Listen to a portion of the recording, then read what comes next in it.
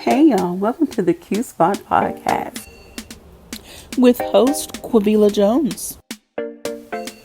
Be prepared to laugh, cry, and take notes as we dive into each discussion. Stay tuned with special guest Ahmad Perry Sr. discussing how finances can affect your relationship. Hey y'all, Quavila Jones here, host of the Q Spot Podcast with a very special guest who's no stranger, Mr. Ahmad Perry Sr. How are you doing tonight? I'm doing well. How are you? I am great. Mr. Ahmad is the president and CEO of APE Business Solutions Incorporated, founder of Generation to Come Foundation Incorporated, and author of The Only Way Out, How to Escape Poverty and Live the Life of Your Dreams. How are you? Okay, we're going to definitely have to get in. We're going to have to do another episode just about because I Okay. definitely want to talk more about that. Because look, I Okay. have some dreams that but before we get there, we got to get our finances right. So the last discussion we had was about how to get your finances right, learning the stock market, and other avenues of increasing your income outside of your 9-to-5 job. But now we need to talk about another factor that can affect all of that, and it's relationships. Whether you're married, dating, cohabitating, whatever your situation, if money's in the mix, the money ain't right, the relationship ain't. 9 times out of 10, not gonna be right. So Yeah. let's just dive right into this. And from your experience and perspective, let's start out with what is the number one question couples do not have when they start dating, decide to get married, to live together, whatever the case. What's one question they do not? What's one question they don't ask each other or discussion they don't have? What's your deepest spiritual conviction?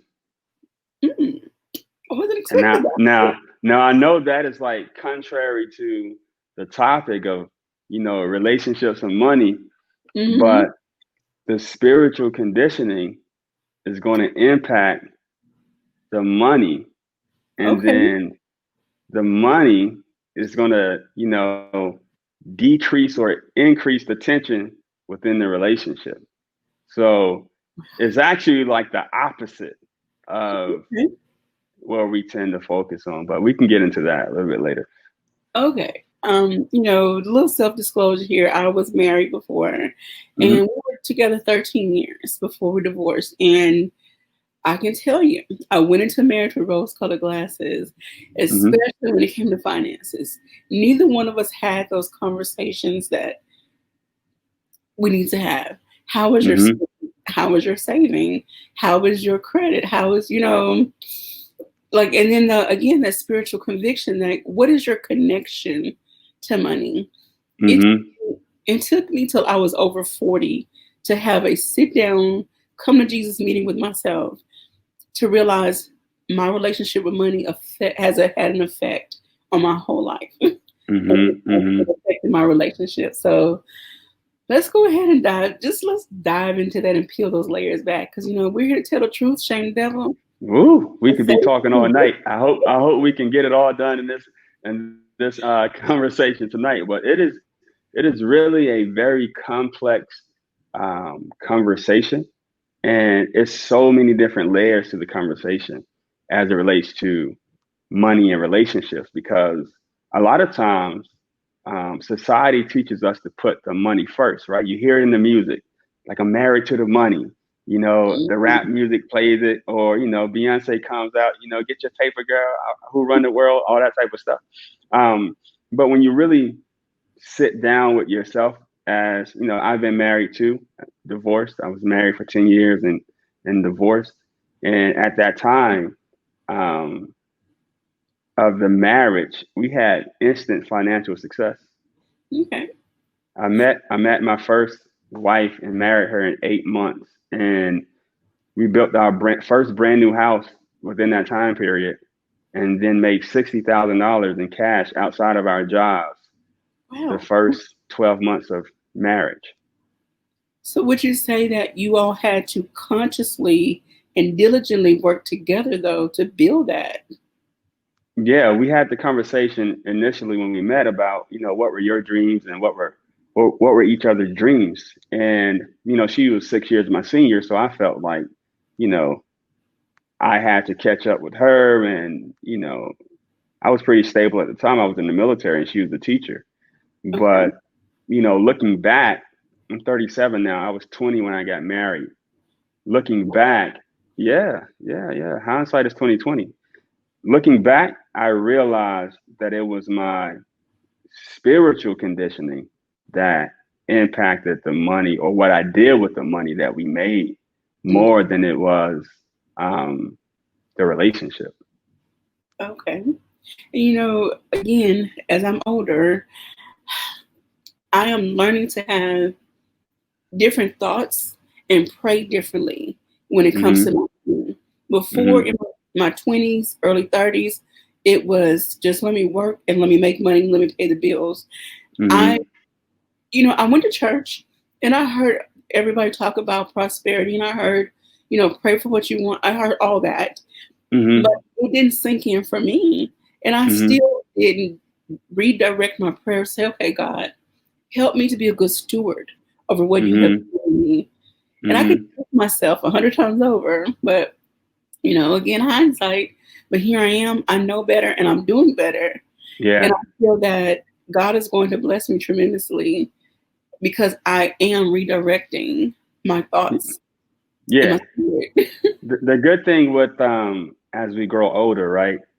As soon as we come into that awareness, that self-awareness of spirituality and how that relates to money, all of the mistakes that we've made in our youth can be kind of like, I'm a Christian, so the Bible says that God redeems the time. So all of those lessons that we learn coming up through our 20s and 30s can be redeemed pretty quickly if you have that spiritual awareness. So this is a good conversation, and I hope we can like help some people set some priorities and shift some perspectives a little bit tonight. But yeah, we'll unpack it a little bit more in this conversation, I'm sure. Okay, so now that we got our minds right, now Hmm. it's about okay, how do we? Well, let me go back and ask this: is it possible to fix a relationship, or mend, I should say, a relationship that's on the border of being destroyed because money is an issue? Absolutely. It just depends on how hard the two individuals involved in that relationship want to work to fix it. I'll Okay. tell you now, my relationship with my ex-wife is the best as it's ever been. Like we're better friends now because we realize our ignorance in our youth. Okay. And so we realized money was never the issue in the relationship. It was, Bunch of other stuff. the trauma that she dealt with growing up and the trauma that I dealt with growing up and our lack of tools that we had at the time. We never got counseling in our childhood. Her family didn't get her counseling. My family didn't get me counseling. I was adopted at 8 months, so there was a huge void of why was I adopted? Number one, I Okay. always felt like I was a different child, so I looked at the world a little different. Like maybe I'm not enough. Like I was always trying extra hard to prove myself, right? But I've always had that unique perspective. But I've always made money, even in school. I made money. I had the most snack money in the class. And so when I became an adult, I just continued to make money, right? Okay. So making money was never the issue for me. It was me feeling like I wasn't enough. So when I got the money, I would go and buy something to try to make me feel like I was enough, trying to Okay. fill that void. So, do you feel that with most couples, and I can attest to this, because of personal issues, baggage, it affects your relationship with money. It Hmm. affects how you handle your money in your relationship. And like you said, you went out and bought stuff to fill a void, or so you thought. That's what you were doing. Hmm. You feel that that is kind of a factor, or not kind of, it is a factor. It's a huge factor. Like we have to realize that we are born into a capitalistic society.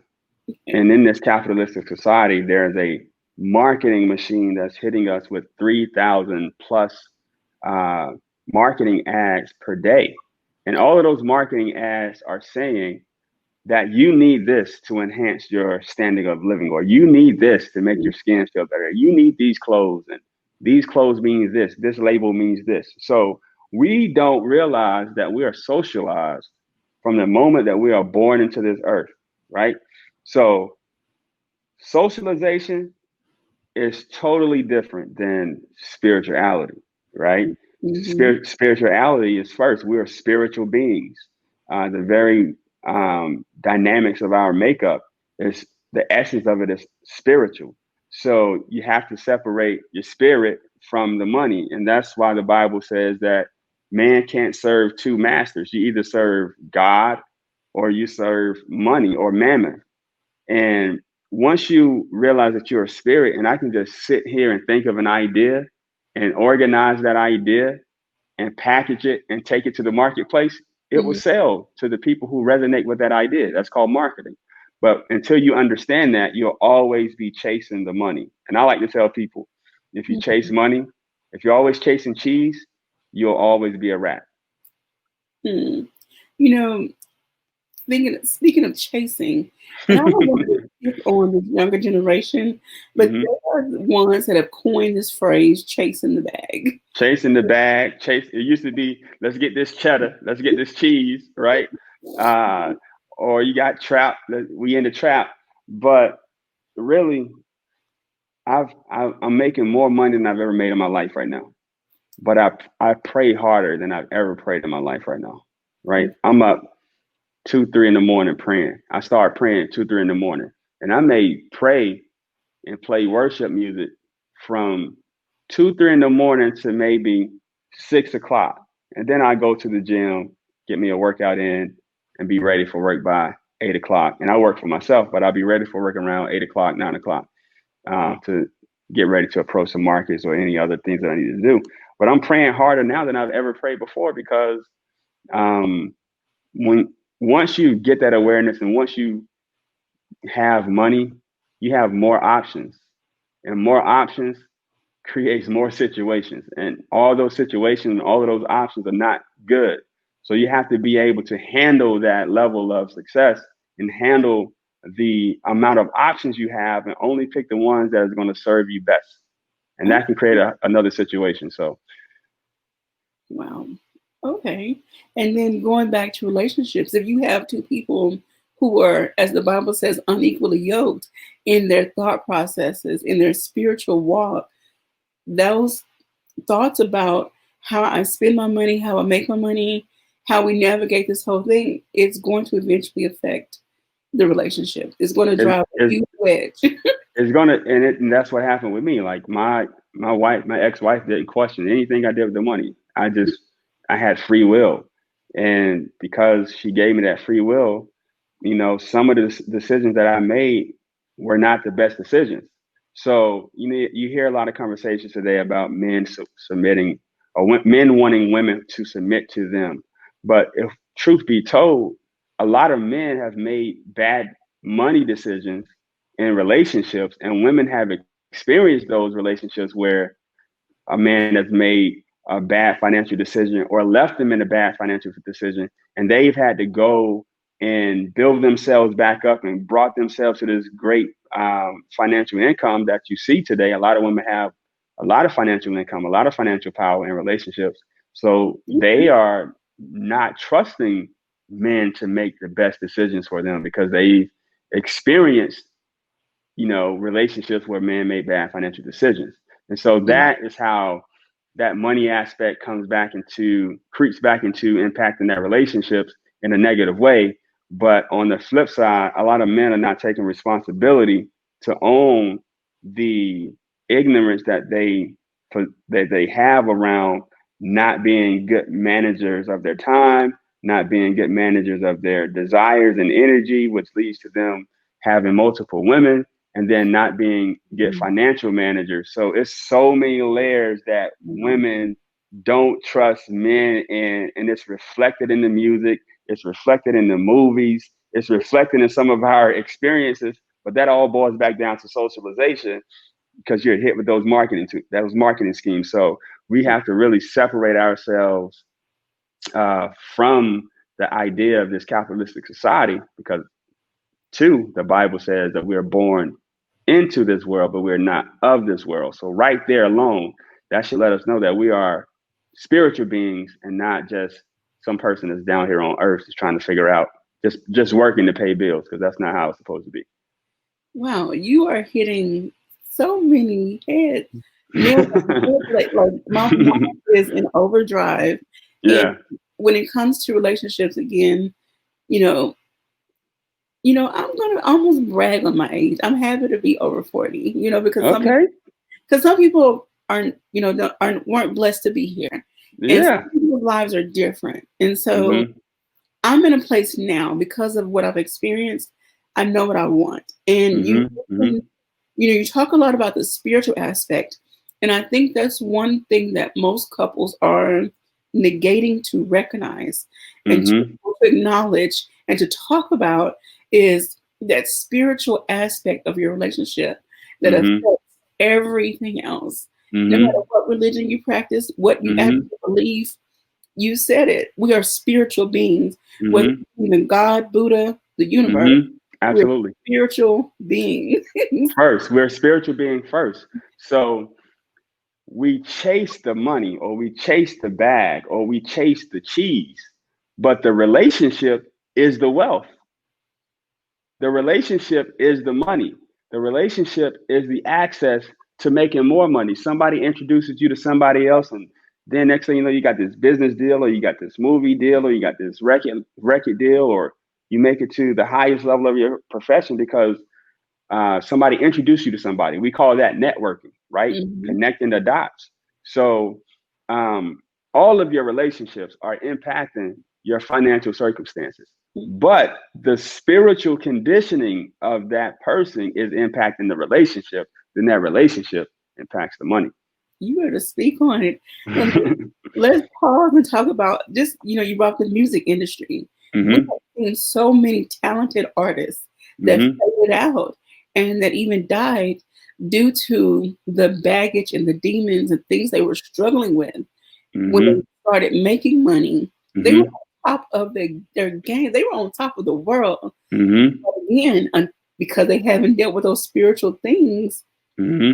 they begin to crumble and disseminate. or And they or they or they got to a point, right? Their spiritual disposition got them to a point, and then maybe they fell off of their spiritual routine, and then being at that level they kind of self-destruct. I mean, we see it all the time. The greatest people in the world, like Michael Jackson, it's a lot of pressure to perform at that level, to mhm, have the entire world in love with you. um, you can get out of order and think that it's all you, but it's really, the spiritual being that's connecting with other people all over the world. So when you are operating out of a spirit of harmony and a spirit of love, it just draws everything to you naturally. And as a result of that, you're able to, accumulate large sums of money. And hopefully you're still, you know, increasing your spiritual discipline to maintain that money. Like I told you, I'm making more money than I've made ever in my life right now. I'm 37 years old, but I'm praying more than I've ever prayed in my life right now because I had to increase my spiritual discipline to get to the level that I'm at right now. So we see it all the time, but we just don't make that connection between the spiritual being, then the relationships, and then the amount of money that they make. I mean, we've seen other people outside of the music industry, just Hmm. people in general who have made millions on top of millions of dollars, but without that spiritual aspect, again, they begin to lose it all because they feel like they are untouchable. They Hmm. feel like they run the world, and Hmm. so their habits begin to get the best of them, and they slowly start to lose their money through bad business deals, Hmm. gambling addiction. Let's just say addictions, because that Hmm. can encompass anything. So addictions, bad business deals, just giving it away, whatever the case may be, not being good stewards of their money and not having that spiritual groundedness. That's a word. Forgive me. Mm-hmm. Mm-hmm. Yeah, yeah, yeah, yeah. But Mm-hmm. not being spiritually grounded enough to say, okay, am I going to be the master of my money, or I'm going to, or am I going to let my money master me? Right. uh, I just posted a post on Facebook. I said, man, uh, you should be looking to master the time and space between 37 years old and 53 years old. I feel like at this level in a man's life, you made your mistakes in your early 20s, Trying to you get made your mistakes in your early 30s. All right, at 35, um, or 36, you're like, oh, okay, I realize what I've done. Now you're 37, you're like, all right, I got to get it right now. yeah, So 37 to 53, I feel like you're at the peak of the pinnacle of your game, the pinnacle of your mastery. You should be focusing on mastering yourself internally and spiritually. And so how you relate to people and how you deal with people should be in a way of mastery. That's going to impact your money. Like I have relationships right now that I would have never thought about in my early 20s or my early 30s. And those relationships are the reasons that I'm able to have certain types of business deals that I have or teach people what I'm teaching them about money. But with the level of money comes more responsibility. You have to be even more disciplined now because more people are watching. glad you So used that word. yeah, yeah. Discipline. That is Mm-hmm. a big word. A lot of us don't want to do that. And Mm-mm. we talked about discipline in our first interview, how you had to regain discipline in one area of your life when it Mm-hmm. comes to your health in order for you to be more disciplined in other areas of your life. Mm-hmm. I And had to make that. go ahead. I had to make that connection between my spirit and my body, or my mind and body. There was a connection. I was lacking in one area, but it was impacting the other area. So I had to make that connection. And I'm finding myself on a journey now. Some of our friends don't understand. They think it's a trend, and it's not that I'm trying to be 100% vegan. I am trying to make better choices for myself. Mm-hmm. Mm-hmm. Because I know what I want in other areas of my life. I know what I've asked God for. I know Mm-hmm. what I've written in my prayer journal. But Mm-hmm. I have to conquer or begin to conquer this one other area of my life Mm-hmm. Mm-hmm. in order for everything else to fall into place. Yeah, and I tell people take it one day at a time, right? And if one day seems too long, take it one moment at a time. Like try to win the moment, try to win that hour. And that's what the only way out is about, how to escape poverty and live the life of your dreams. It's about enjoying the moment. Like if the life of your dreams can be lived in 1 hour, how would you live it?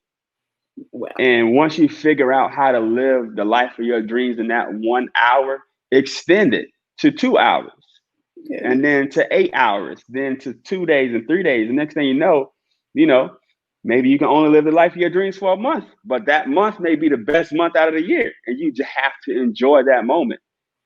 I feel when you do that, when you start that practice and you start that ritual, it's like a muscle. You get stronger and stronger, right? And then the next thing you know, you're literally living the life of your dreams every single day. Every well, single day, you live the life of your dreams. So, I just had an idea. Don't want to share it publicly because it may be something that's marketed. okay, But okay. we're going to talk about it after. But yeah, I think that living the life of your dreams, that's something that could be really big in a whole different way. Hmm. Okay, but I'm going to move on Hmm. before I start spilling the beans on that. I want to talk about this, I don't want to call it syndrome, but this idea, independent woman. Hmm. Um, there are many men, well, one, there's a misconception about what it means to be independent. And I think Hmm. some women have taken on this ideal and changed it, adjusted it, corrupted it, for lack of a better word, Hmm. Hmm. corrupted this ideal of what an independent woman is. And then you have these men who are intimidated by these women who have taken on this ideal. So let's kind of break that down and Oh talk yeah. about how that persona can also affect the relationship and also impact the relationship with the money in that Yeah. relationship. It boils back again to spirituality. So we're born into a capitalistic society, right? And capitalism has no morals. Like Mhm. people would do anything for money. So you got to start with that awareness. People would do anything for money. So every single day you are giving up a portion of your morality for capital to some Oh, degree, right? All right. So now we go all the way through the history and we see, all right, let's go modern day. 400 years ago, our culture was enslaved by, you know, European culture, right? So we were enslaved, brought to this country. We wasn't considered humans. We wasn't considered human beings. And then 1965 comes around. Now we can vote. We have some say in this democracy. But those 400 years, we were beat down and brutalized for capital. We were the capital, working capital, free labor. All right, these Europeans also didn't consider their wives as equal.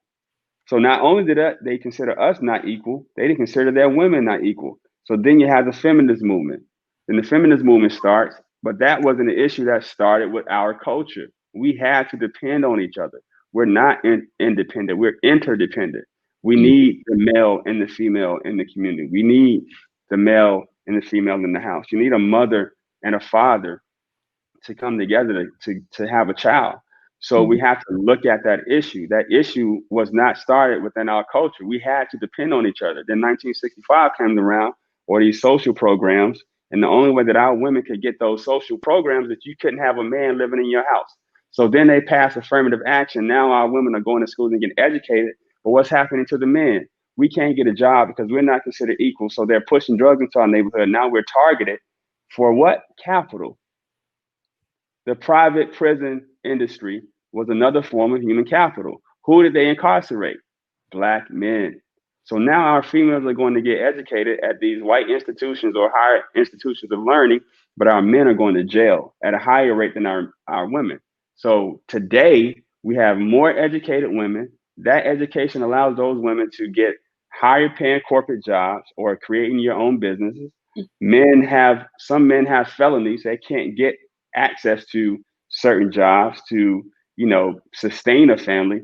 So now you got generational PTSD built on the trauma of being enslaved and like not really understanding that we're spiritual beings. So that's a whole different conversation that most people don't want to have.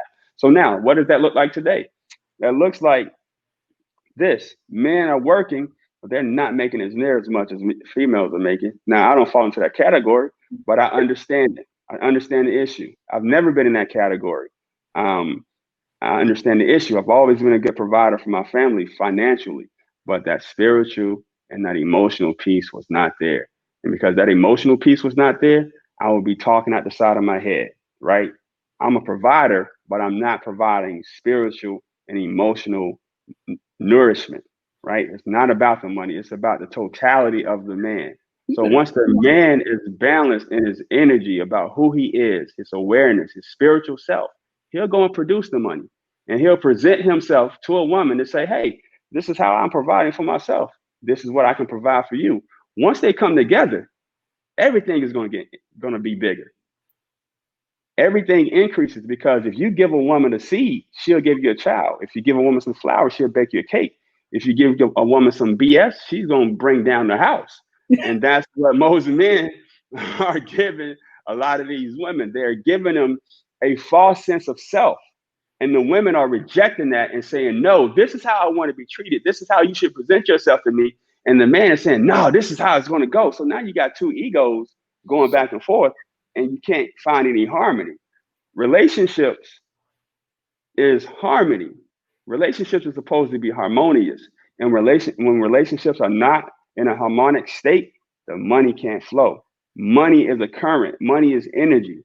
So when you don't have harmony in a relationship, you don't have currency and you don't have a current running through the relationship. You better come on with the So sign. now all you doing is fighting. You're fighting now. And the money ain't coming and you don't know why because the spirit is off. Ooh, child. Ooh, child. Look, I'm not gonna get too deep into my marriage. My ex is no longer living, so he can't defend himself. However, hmm I Mhm. can attest to all of that. We had issues in our marriage, and they were beyond money. Mhm. Just yeah, Mhm. Mhm.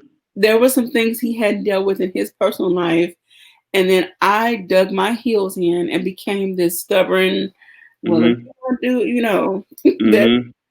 and that created this barrier in our relationship. Mhm. And we shut Mhm. down from talking, from working Mhm. out, and so again, it affected our money when this barrier Mhm. started getting put up. That And current can't flow. It's so simple. Like you know how you did that science project and they had the two currents, and if you lift the flap up, the current stops. But if you lay it down, like it's the same in relationships. Like I can talk about my ex marriage because my ex-wife is still alive. We talk about it all the time. But there were certain things that we did to each other that shut down the current, made me resent her, made her resent me, made her not support me and support my vision, made me not support her. So what did that do? That made us resent each other. We didn't talk, we arguing. The current went down, which meant the money went down, right? And so 17 years later, you come into this realization like, oh, this is what's happening. Now she's at the top of her game, a couple of years away from her PhD. I'm at the top of my game, making more money than I've ever had before. But it's like we had to go through all of these issues because we didn't have that spiritual foundation because her spiritual foundation was off of her parents and my spiritual foundation was off because I was adopted. So it's all of this trauma that's passed on from generation to generation to generation. That's why I call it generational PTSD. And we don't even know it. We're not even aware of it. But we are raised by predominantly our mothers and aunts who may be bitter or not, or a father who's there who's not being a good example. Some fathers are good examples. I won't take that from my uncle was a great example. okay. And my uncle took care of his family, his household, my grandmother's household, and then partially my mother's household. He was able to provide some things for us. So from my perspective, a man's supposed to provide for multiple households, not just his. But you see this conversation today on social media about 50-50, who should pay for what? That should never even be a question. It was never a question in my household who was paying for what. I'm the man, I'm paying for everything. Now, I can decide and make a good suggestion on what we should do with the money as a whole because we're working as a unit. We are equally yoked. We have a common vision in place and we're working towards that vision. But as soon as somebody don't feel um, nurtured or balanced, it's going to be off, and that's Whew. how relationships are destroyed. Somebody feels imbalanced, and they've made their needs known, and the person may be ignoring it, or it may not be capable of loving a person the way they should be loved. And you got to have that conversation with somebody that you're with, or it's going to crumble. Oh my gosh. You like get out of my business. I've lived it. We got the same story. We have the same story. You was married for 10 years, right? I was married 13 years. I was married for 10 years. Um, but I was married twice. So I got married again after the first marriage and I Oh was wow. married for about 2 years. So it gets to a point that where you can't, as a man, this is my ideology, right? I could not continue to blame the woman for the demise of the relationship. I had to own and be accountable for my decisions, right? So the second marriage, I wasn't making bad financial decisions, but my ego and my spirit was still off, Okay. right? I was still making a lot of money in the second marriage, but my emotional state and my spiritual state was off. And so now, because of those two fair marriages, I'm balanced now. I'm aware, and I can say, okay, this is this is who I am as it relates to my spirituality, and a reflection of that is, this beautiful view you see behind me, because that's how I Okay. envision my space. Right? I like to tell people I don't do vision boards. I live my vision. Right? Wow. I want to be in commercial real estate. So I look at commercial real estate every single day as you see those buildings back there. And so you actually live the life of your dream by being in a conscious spiritual state, because we are creators. We are spiritual beings who create this manifestation of this physical form that we call life. And that's what we're doing. Living the life of your dreams based on your spiritual state. And that goes back to, I coined the phrase. I can't say that it was all of mine, but the B aspect, the BEE aspect. But I coined the phrase hashtag be intentional with your words, Mm-hmm. your thoughts, and your Mm-hmm. actions. And Mm-hmm. that was born out of a place for me when I wasn't present in my life. Mm-hmm. I wasn't living. I was just existing. Mm-hmm. So it started with a challenge for me. It started with just doing a makeup a day challenge. Mm-hmm. And for me, it was, if I am intentional in this one area of my life, and I kept Mm-hmm. reiterating, this challenge is more than just about makeup. It's Mm-hmm. about me getting up, doing something, being present in my Mm-hmm. life, putting one foot Mm-hmm. in the other. And Mm-hmm. so that in turn made me a better student, because I was also in grad school, still in grad school, but I was Mm-hmm. in grad school, kind of just starting. And so it helped me to be a better student. And then I started looking at other areas of my life. What do Mm-hmm. I really want? How do I want to grow? What impact Mm-hmm. do I want to make? Because what I'm doing in my life is more than about me.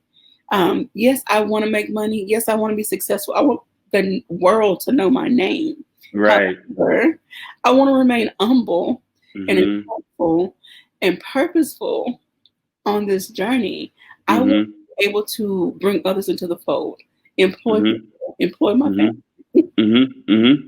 But I had to start with me. We have to start with us. I like the fact that you brought up the B philosophy that you came up with, right? Being intentional.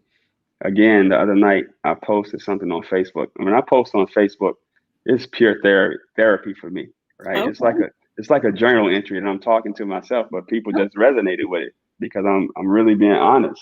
So I said the bees and the ants protects the queen.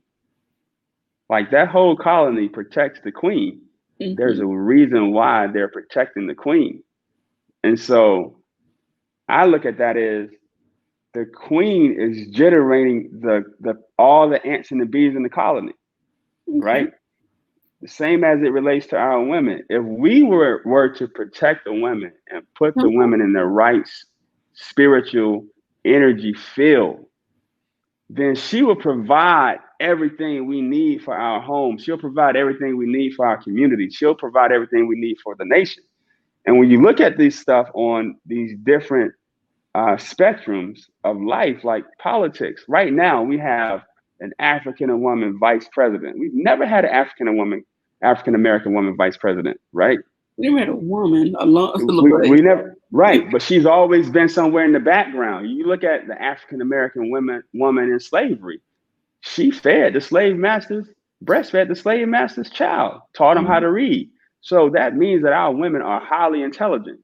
So we need to protect intelligence with our lives, but you don't have that conversation in today's culture for whatever reason. Maybe it's the music or societal pressures. But what I've learned, right, is if I protect the authenticity of the relationships that I have with the opposite sex, that has that has been a tremendous blessing for me. So again, the only way out is living the life. How to escape poverty and live the life of your dream is not about having $1 million. It's about being intentional with the space and time that you're taking up right here. Right, we're having this conversation. I feel like this conversation is a catalyst that will change the world.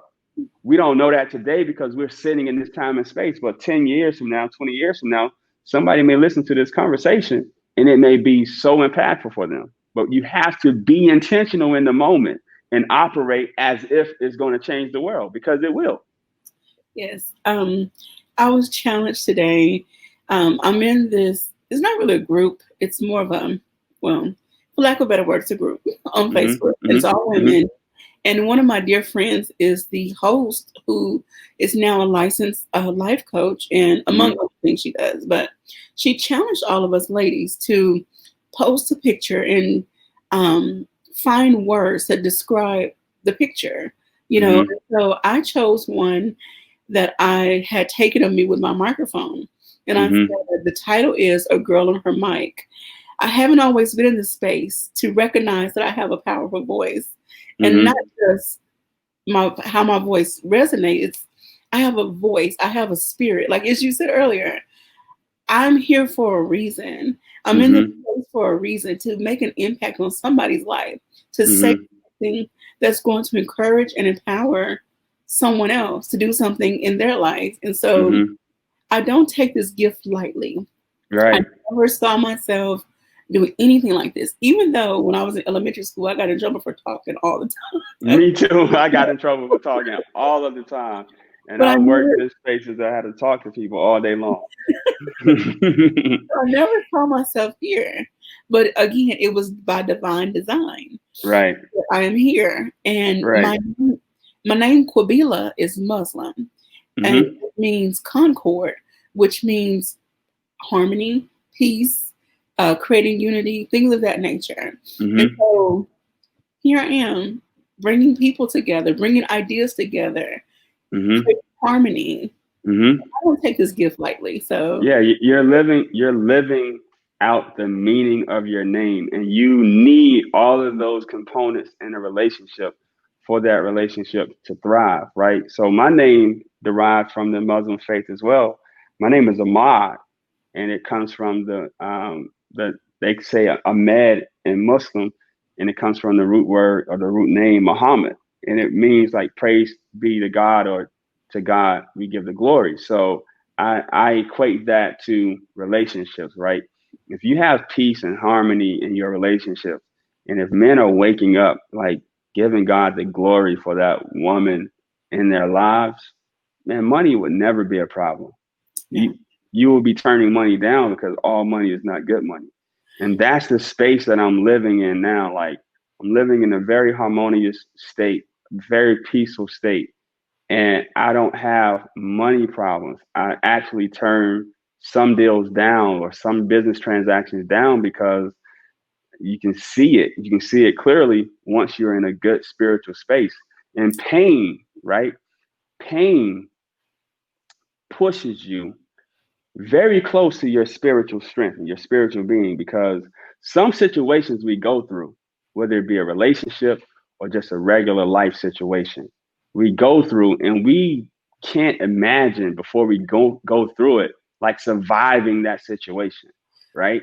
gosh, We can't imagine surviving that situation, but the fact that we do survive it should give us an inclination of a spirit that's working within us and through us. So if we kept that reverence, we kept that awareness as we approach our women, or as the women approach the men in relationships, I think they will work better. I always tell women, I can never tell a woman what she should be doing in a relationship because I'm a man. I can only speak from my perspective. I can't speak from your perspective, but I can speak from my perspective.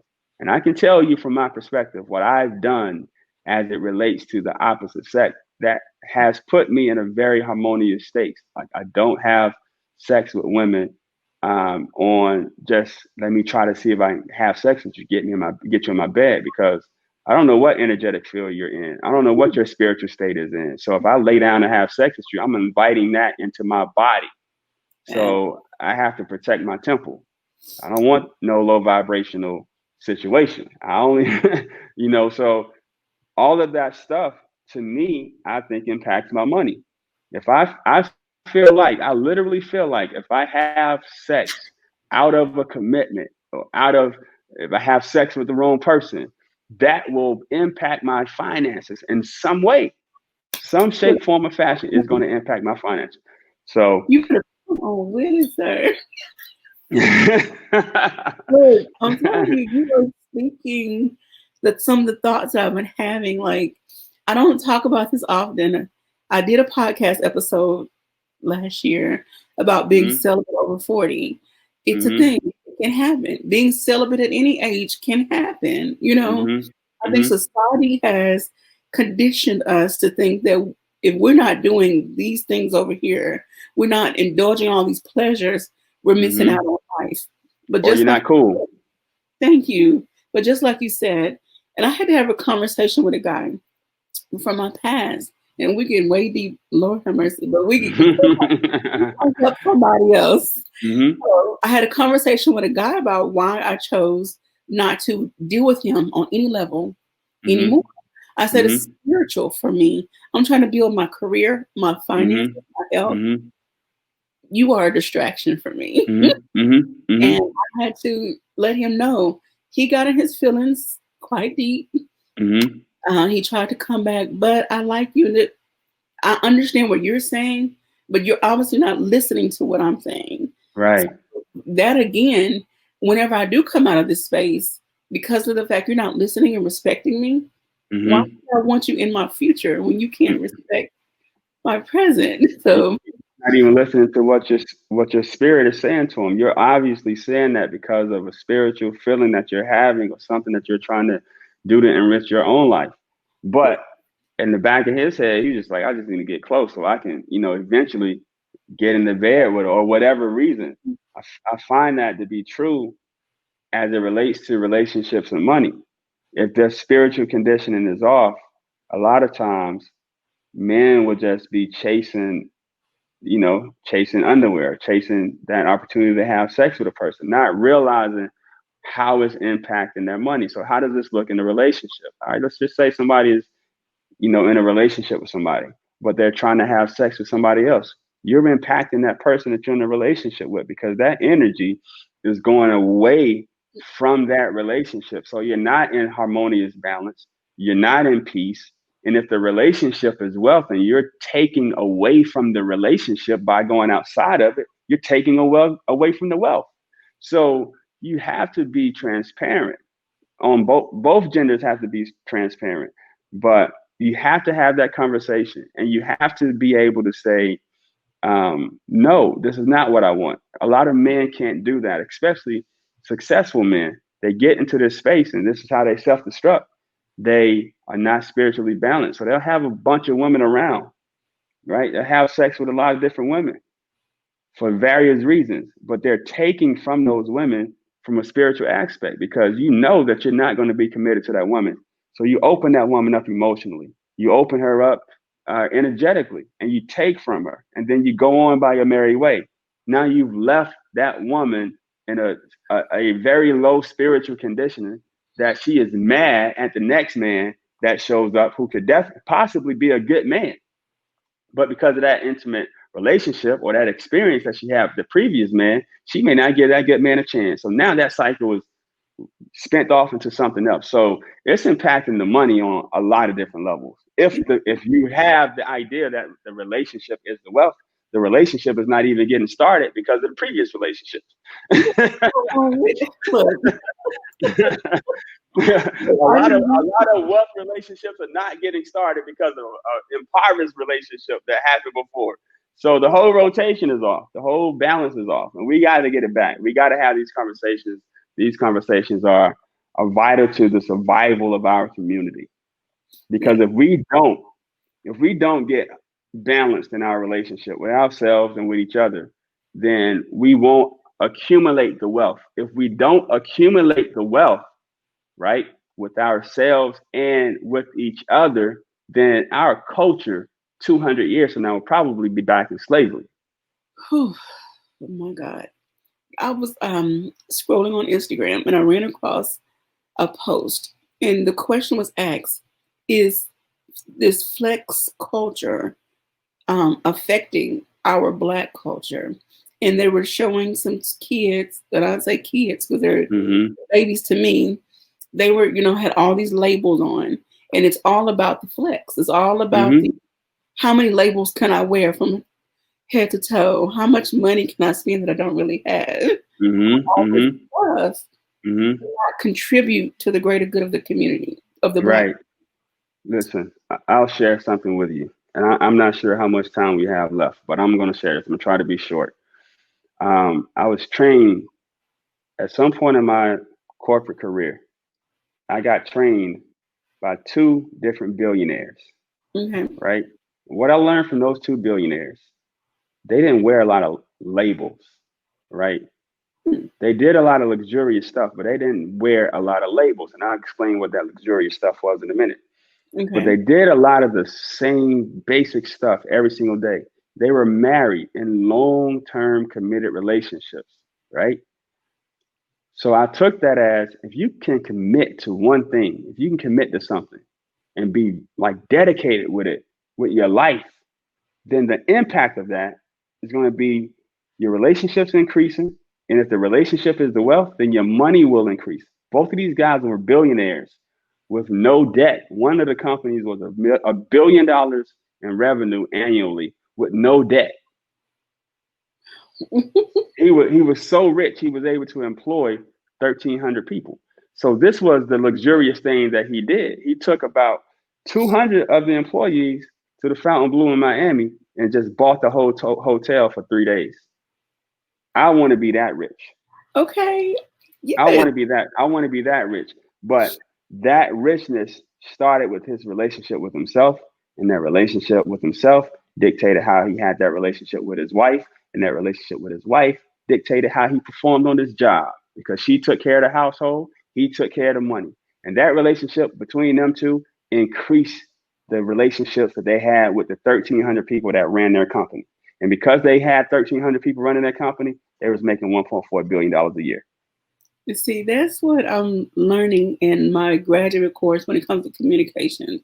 Mm-hmm. How you talk to people, how you interact with people, your mental Mm-hmm. philosophies, all that stuff plays a major role. And it can tie Mm-hmm. over into your personal relationships. I would say Mm-hmm. this about my marriage.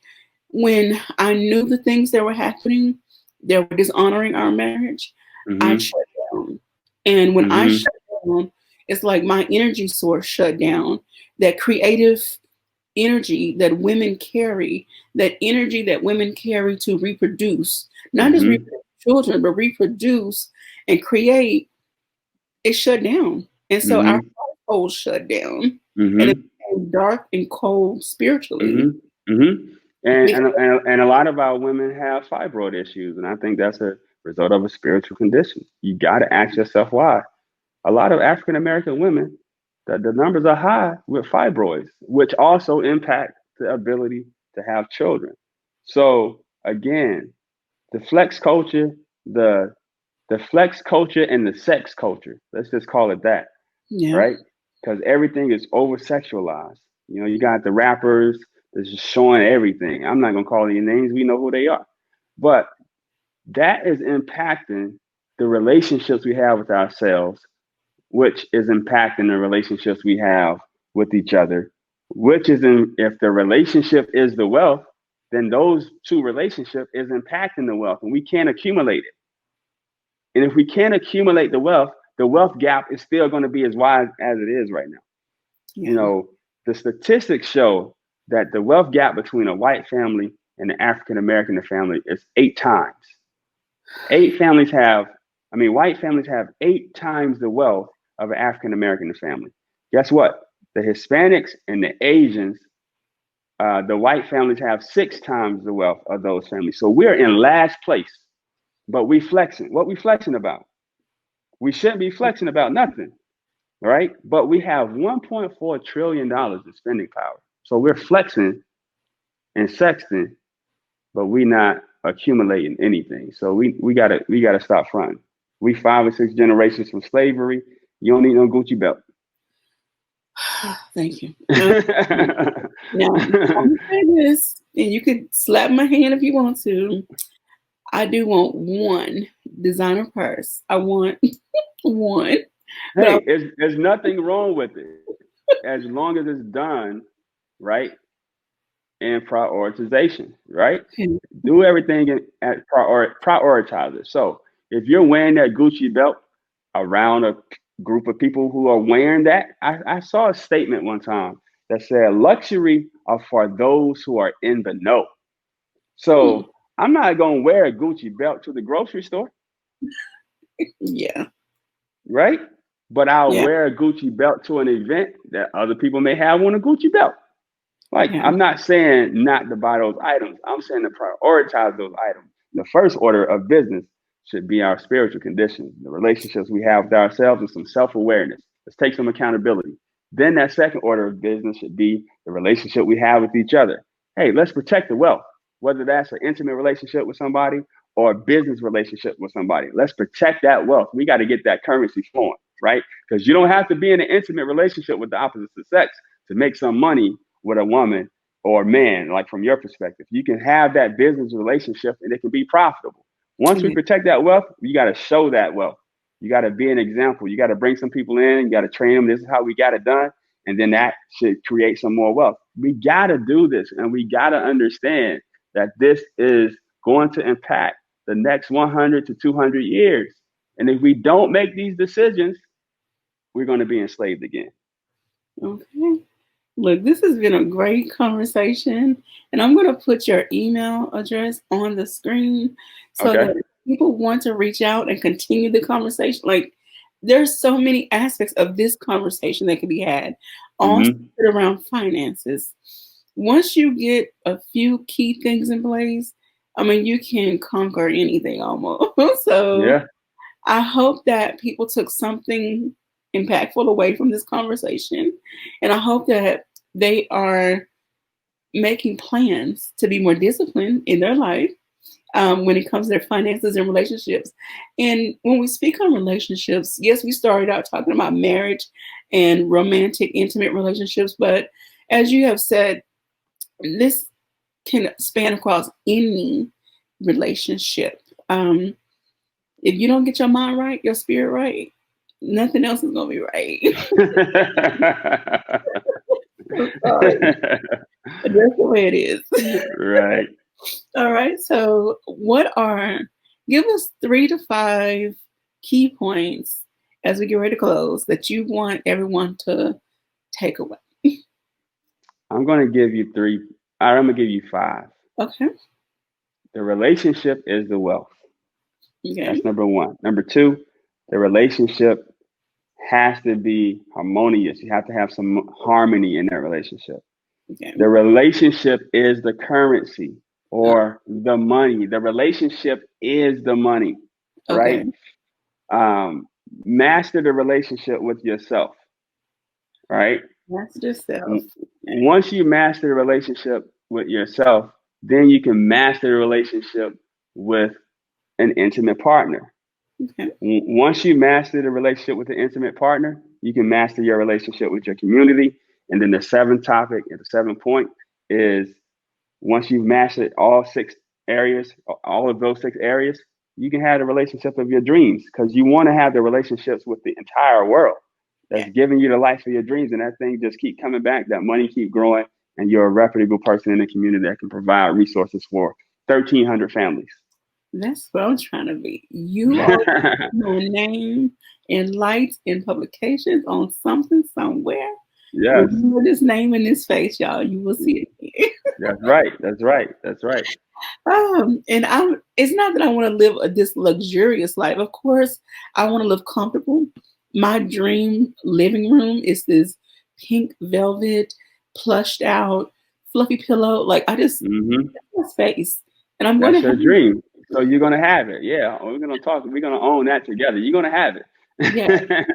Um yeah, my house will have my studio. Like everything I need will be in my house. Right. So Absolutely. that's the dream that I want to live, but I want to give back. In my receiving, I want to also give back. So Right. anyway, Right. Mr. Mond, I can't thank you enough. We always have such a wonderful conversation, and I'm sure we could talk for hours on Yes, end. we can. But we're going to have another conversation because in my series, Purposeful Conversations, we're definitely going to talk more about you. We're going to dissect your book Okay. much more, like because I want people to learn how to pull themselves up and get out of whatever situation they're in, if they so desire, Right. and how to live the life of their dreams. So we're going Right. to give. Right. So thank you again for being my special guest. Thank you for everyone for listening, for watching, supporting. My information is on the bottom of the screen. Facebook, Instagram, Twitter, Snapchat, even kind of slow on that. But please follow, like, share, all that jazz. And I'll make sure to link the other interview that Ahmad did in the description box for this video so you can watch both of those. Thank you all. Don't forget to be intentional with your words, your thoughts, and your actions. And as always, pink sugar kisses. Mwah. Have a good one. Thank you for watching the Q Spot Podcast Video Edition. Don't forget to join the Q crew so you don't miss a beat. Follow, like, share, and subscribe to all of my social media platforms and the major podcast platforms. And as always, pink sugar kisses. Mwah.